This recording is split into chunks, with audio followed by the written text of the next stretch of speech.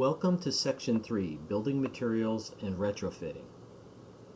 In this section, I will talk about what you can do to make your home more fire resistant.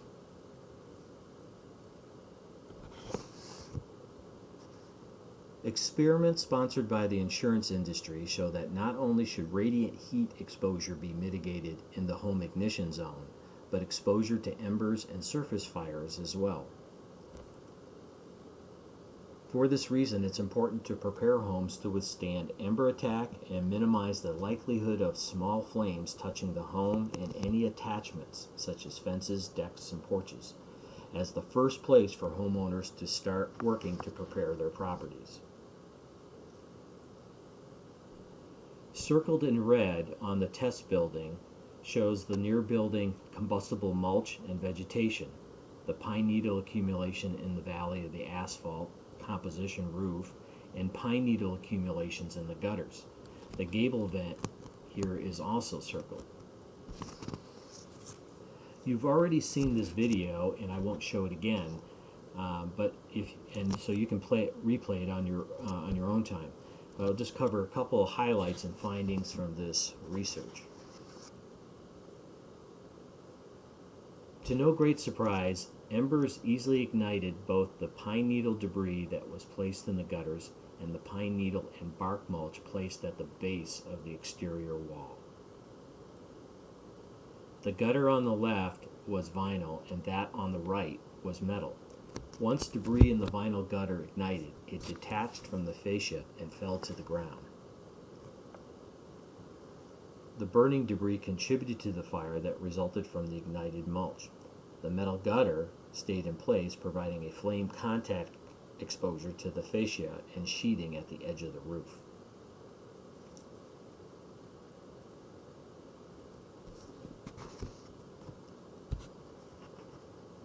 Your roof is one of the most important parts of your home when it comes to a wildfire, because embers readily land and collect on it during a wildfire.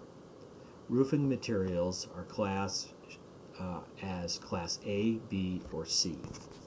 Class A is the highest fire resistant rating for roofing, and it indicates roofing is able to withstand severe exposure to fire originating from sources outside the building.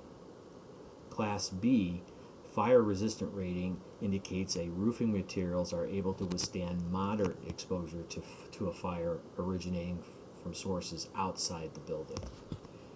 And a Class C fire resistant rating indicates that roofing materials are able to withstand light exposure to a fire originating from sources outside the building.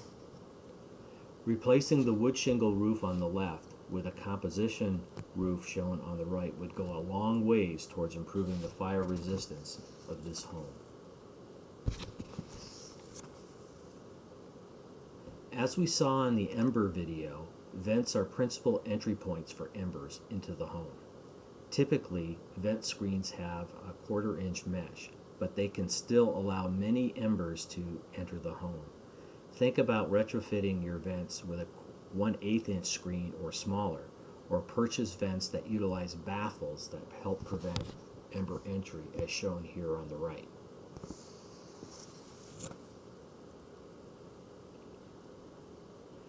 If you have a deck, leaves, debris, and embers can land under the deck.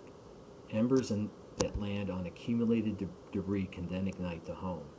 Screening your deck can help prevent this problem. Be sure to have some access into this area so it can be inspected and periodically cleaned to get rid of any debris that may accumulate. Avoid storing items under your deck as they can trap and harbor embers.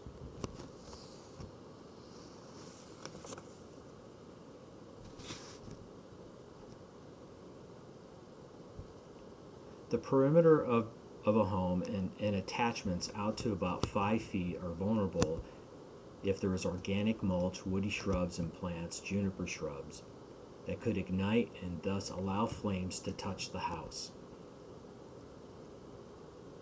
Wind-driven fire creates a blizzard of embers that pile up in corners and can accumulate on leaves and needles around your home. These corners, nooks, and crannies should be clear of any flammables. Trim any limbs or branches overhanging the roof or any branches close to or touching the house to at least 10 feet from the house. Keep your grass mowed low and well watered if possible.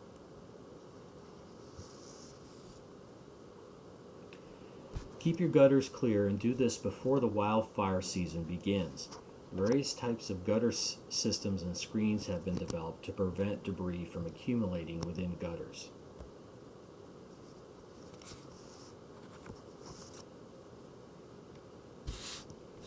In summary, property owners need to address the little things first. Start with the house and work your way outward. Having a non-flammable roof covering and assembly adds an enormous safety measure. Keep roofs and gutters clear of leaves and needles. Keep decks and patios clear of debris, particularly where the siding meets the deck. Clean out any leaves, needles, or stored material that could burn from under the decks or porches. During the high fire danger season, remove large potential heat sources such as piles of firewood, spare building materials, vehicles, anything that could catch embers or be ignited by flames, even the outside furniture on your deck. Download the NFPA's FireWise Tips checklist for homeowners that includes these and other actionable steps residents can start working on today. I provided the website address for firewise.org in a previous section.